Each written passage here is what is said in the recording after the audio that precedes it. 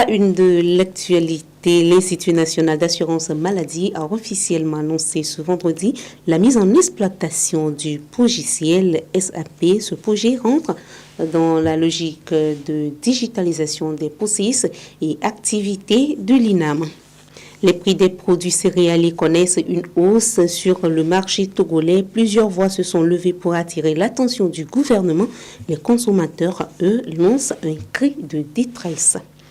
Bonjour à toutes et à tous. Merci de nous avoir choisis pour vous informer. Le Togo est le pays qui dispose de la plus grande centrale solaire dans la sous-région ouest africaine.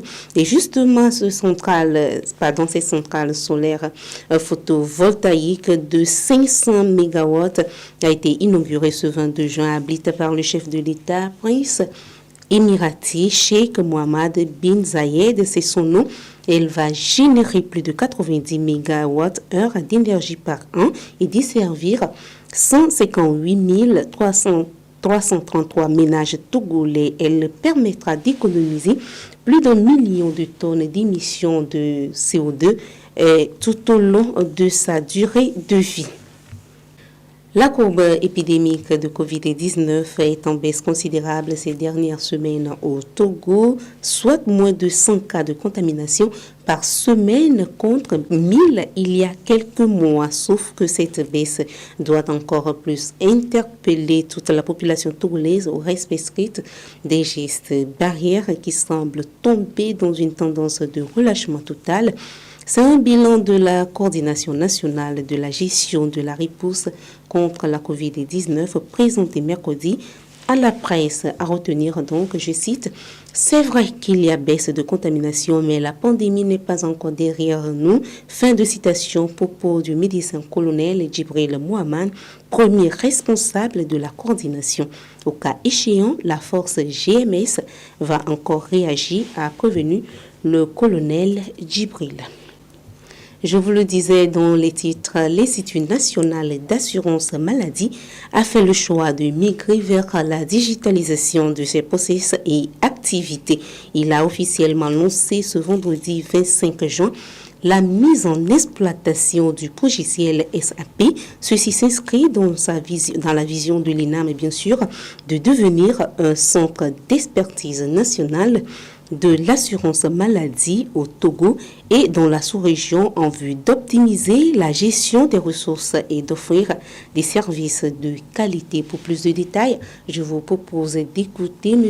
Adogli Komigron. Il est le directeur projet SAP INAM. Il s'agit d'avoir une implication qui intègre tous les métiers. Quand je dis métier, je parle de la finance, la comptabilité, les ressources humaines, les achats et les approvisionnements. L'autre élément, c'est que SAP est une application ou bien un logiciel qui permet de faire des interfaçages faciles avec les autres applications qui gèrent notre cœur de métier que vous connaissez très bien, la couverture maladie. Que ce soit pour l'immatriculation des assurés où il faut reprendre les cotisants, que ce soit le recouvrement des cotisations, le paiement des prestations, SAP est au carrefour. Le dernier élément qui a motivé le choix de SAP, nous avons affiché nos besoins, on est passé par un processus de marché et le processus de marché a identifié SAP comme le meilleur outil pour répondre à nos préoccupations. Les processus étant automatisés à fond, ça permet un gain de temps et de productivité. Ça permet également un travail collaboratif. Pour les prestataires de soins, SAP va nous permettre d'améliorer le délai de paiement de ces prestataires de soins. Pour l'assurer, lorsque le prestataire de soins qui fournit les services de santé est satisfait, il s'occupe mieux de nos assurés. La microfinance Asilasime Solidarité était aux côtés de ses bénéficiaires de Lomé le 22 juin dernier. Le but, c'est de sensibiliser ces derniers sur le paludisme et son impact sur leurs activités. Plus de détails avec Isabelle Yousba, Luc Akoumani. Il continue de battre son plein. Le projet Accompagnement des femmes vulnérables vers une autonomisation économique. Un projet à 2 volets mis en place par la microfinance sociale Asilasime Solidarité, notamment sur l'accord du prêt et surtout sur la formation liée aux thématiques de santé. C'est ce qui justifie d'ailleurs cette énième formation organisée ce 22 juin à Lomé au profit de ses bénéficiaires sur la prévention du paludisme et son impact sur leurs activités. Je leur avais appris qu'il y a plusieurs types de paludisme, à savoir le paludisme simple et le paludisme grave.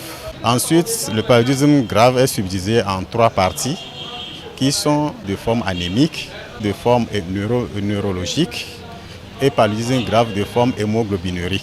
Donc je leur ai enseigné comment se comporter face au paludisme. Pour les mesures préventives, il faut désinfecter les caniveaux, porter les habits amples, faire les grillages autour de leurs fenêtres, les portes, faire le sarclage de leur maison.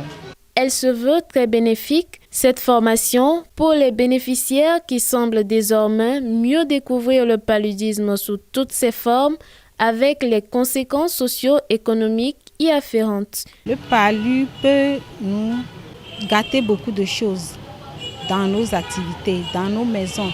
Même parfois, nos enfants ne trouvent plus à manger. Si je tombe malade ou bien si je suis atteinte du paludisme, mes affaires sont bouleversées, la famille n'est plus en bon état parce que tout est mélangé et j'ai une baisse d'économie aussi qui se passe. Loin d'être une formation comme les autres, elle se veut plutôt répondre également à un objectif bien précis, celui d'outiller ses bénéficiaires à mieux faire face à cette période actuelle de pluie au Togo, souvent source de paludisme. Il faut noter que ce projet est réalisé grâce au soutien de l'Organisation internationale de la francophonie. Le projet pilote La finance agricole de la microfinance Asilasime Solidarité est désormais dans sa phase pratique. De bénéficiaires sont rentrés en possession de leur matériel agricole samedi dans la préfecture d'Amou. Nous sommes dans la région des Plateaux avec Herman Adadé, Pierre Nika. Près de 180 km, c'est la distance à parcourir pour espérer atteindre cette destination depuis la capitale Lomé. Nous sommes à Amlamé, une ville au cœur de la région des Plateaux, choisie par les responsables de la microfinance Asilasime Solidarité pour poser leur valise ce 19 juin. Loin d'être une simple visite de courtoisie auprès de ses bénéficiaires, elle se veut plutôt être le début d'une nouvelle ère pour certains agriculteurs de la localité. C'est d'abord le cas de Didier qui a toujours nourri le rêve d'agrandir sa superficie agricole à travers une charrue bœuf dans le village d'Aunay. Un rêve devenu réalité ce jour avec l'acquisition effective du matériel. Des acquis qui ont été possibles grâce au crédit d'Asilasime Solidarité, tenez-vous bien, sans aucune garantie. Il n'a pas les moyens, mais Asilasime a accepté de l'accompagner avec ce crédit de 500 000 pour lui permettre d'acheter charrue bœuf et pouvoir faire des prestations aussi pour d'autres producteurs dans la localité de Bété. Moi, je suis un agriculteur. Je me suis approché d'Asilasime pour un crédit de 500 000 pour un achat d'une charrue bœuf, sauf que je n'ai aucun moyen de garantie. À ma grande surprise, les responsables d'Asilasime ont su avoir confiance en moi en m'accordant le prêt. Je les remercie énormément. Le même geste est observé à quelques kilomètres dans le canton de Sodo. Ici, c'est au tour de Séraphin de rentrer en possession de son motoculteur à 18 chevaux, une machine moderne et performante à multifonction. En réalité, avant l'acquisition de ce matériel, il me faut déposer au moins 600 000 francs pour obtenir le prêt nécessaire. Mais sans vous mentir, je n'ai déposé aucun franc. Toutes les charges ont été supportées par Asilasime qui m'a fait confiance pour le remboursement, pour qu'à travers moi, d'autres personnes puissent également en bénéficier. C'est un crédit de 2 900 000 qui a été décaissé pour acheter cet équipement, mais il n'y a même pas un nantissement d'épargne, même à hauteur de 5%, il n'y en a pas. Il n'y a même pas de dénantissement, il n'y a même pas de garantie. Mais étant donné que c'est un bénéficiaire qu'on accompagnait depuis l'ouverture de l'agence à Amlamé, Assila Simé a confiance en ce monsieur et lui a accordé ce crédit pour lui permettre d'acquérir ce motoculteur-là. Outre les bénéficiaires du jour, 4 autres sont prévus rentrer bientôt en possession de leur matériel. Ces gestes s'inscrivent dans le cadre d'un projet bien précis, la finance agricole, un projet pilote de 2 ans, initié depuis l'an 2020 avec le soutien de l'ONG luxembourgeoise ADA au profit des bénéficiaires d'Assila Simé Solidarité de la préfecture d'Amon. Donc c'est dans ce cadre que nous avons avancé sur 2 axes, à savoir la mécanisation agricole et la promotion de l'agroécologie. Il se veut être une réponse précise au problème de manque de main-d'œuvre et contribuer à réduire la pénibilité des travaux champêtres. L'agence Assila Simé Solidarité d'Amlamé est créée depuis 2018. Le linge sale se lave en famille, dit-on, et cet adage est souvent mis en pratique dans la gestion des problèmes de couple dans nos communautés. Et pourtant, on constate des cas de divorce. L'agence matrimoniale Edenam, lancée le 19 juin dernier, se propose d'accompagner les couples en difficulté. Reportage. Nombreux sont les couples qui battent des ailes de nos jours pour survivre face aux multiples problèmes de foyer. Bien expérimenté dans ces différentes étapes dans leur union, vient de plus d'une dizaine d'années, le couple Mausé et Jeanne Rika lance ce 19 juin son agence matrimoniale dénommée Edenam. Objectif: consolider les couples à travers des formations et conseils. Nous aurons des formations à faire aux couples, aux célibataires, aux jeunes comme adultes. Nous aurons donné des conseils à conduire des couples dans les résolutions des conflits. Nous aurons également à conduire les célibataires à faire des rencontres, à se marier ou bien les conduire dans le processus de mariage. Et nous sommes aussi dans l'événementiel, nous allons organiser des cérémonies de mariage ou bien tous les événements heureux. Les consultations se font habituellement les mardis, après-midi de 16h à 19h. Et les samedis de 9h à 19h également. Et sur rendez-vous selon la disponibilité des clients. Entre le manque de connaissance de l'autre, les violences conjugales, les problèmes de communication, l'infidélité et autres, les causes du divorce sont de divers ordres. La création de l'agence matrimoniale Edenam est saluée par les personnes averties sur le sujet. Au jour d'aujourd'hui, les foyers sont en crise. Il va falloir des conseillers, des gens doués pour pouvoir conseiller les couples pour revenir à de meilleurs sentiments. Au risque de les voir désagrégés, parce que on n'est pas sans savoir que la parole de Dieu nous dit qu'il crée le divorce. Voilà pourquoi la création de cette agence est venue à point nommé. Et moi je salue cela. L'agence Edenam est située dans le quartier Adidogomé à Lomé. Outre ses services, elle offre également aux couples un accompagnement spirituel.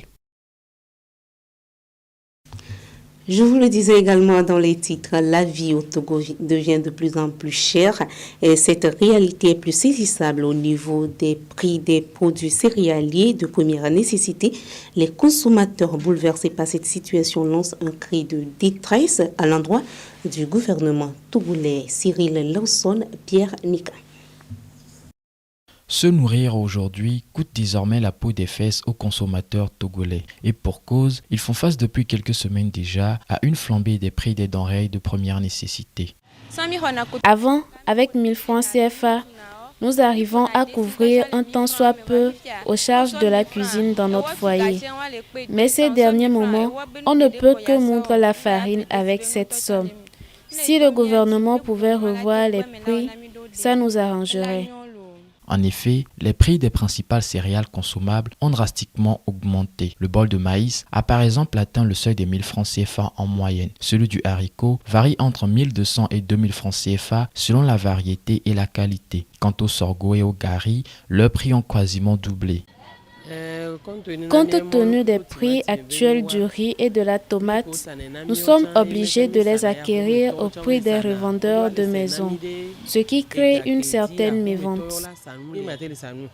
Pour le gouvernement, cette situation semble être liée à 3 facteurs principaux: la baisse des surfaces cultivées pour le maïs, une diminution des stocks dus à des exportations illégales, puis les pratiques spéculatives de certains commerçants. L'Agence nationale de sécurité alimentaire du Togo a annoncé le 31 mai dernier la mise en vente d'une partie de ses réserves de produits céréaliers, une mesure qui devrait faire baisser les prix qui ont connu une forte hausse ces dernières semaines sur les marchés.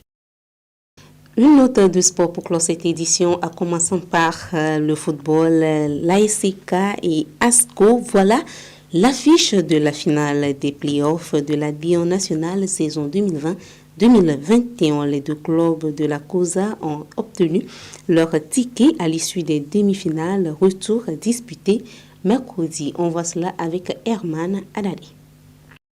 Ils seront de nouveau les représentants du Togo dans les prochaines compétitions continentales des clubs, comme le cas la saison précédente.